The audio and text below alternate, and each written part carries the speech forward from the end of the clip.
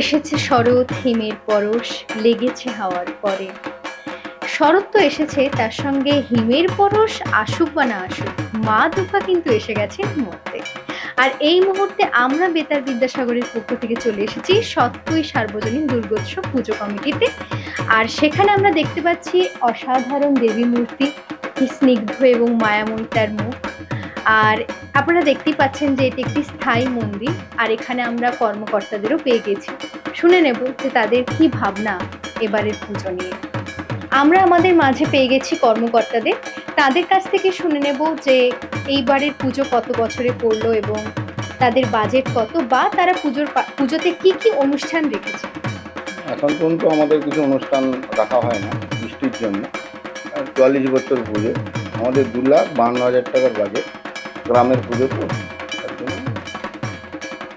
আচ্ছা, তো আপনারা দেখতেই পাচ্ছেন যে এই অসাধারণ যে মূর্তির দিকে তাকালে চোখই ফেরানো যায় না। আর আমরা তো বেতার বিদ্যাসাগরের পক্ষ থেকে চলেই এসেছি, কারণ আপনারা জানেন যে কে হবে সেরা এই লড়াই কিন্তু চলছে। আর প্রত্যেকেই সেই লড়াইতে সমানে সমান টক্কর দিচ্ছে। আর তার জন্য আপনাদের চোখ রাখতে হবে বেতার বিদ্যাসাগরের ইউটিউব চ্যানেল এবং ফেসবুক পেজে। এখন কর্মকর্তাদের হাতে বিদ্যাসাগর বিশ্ববিদ্যালয়ের পক্ষ থেকে স্মারক তুলে দিচ্ছেন প্রফেসর ইয়াসিন খান মহাশয়। আমরা তো শহরতলির পুজোগুলো নিয়েই আজকে ঘুরছি, আর পুজো পরিক্রমা করতে করতে আমরা সৎপুই থেকে এখন বেরিয়ে পড়ছি। দেখা যাক এরপর কোন পুজো অপেক্ষা করে আমাদের জন্য এবং আপনাদের জন্য।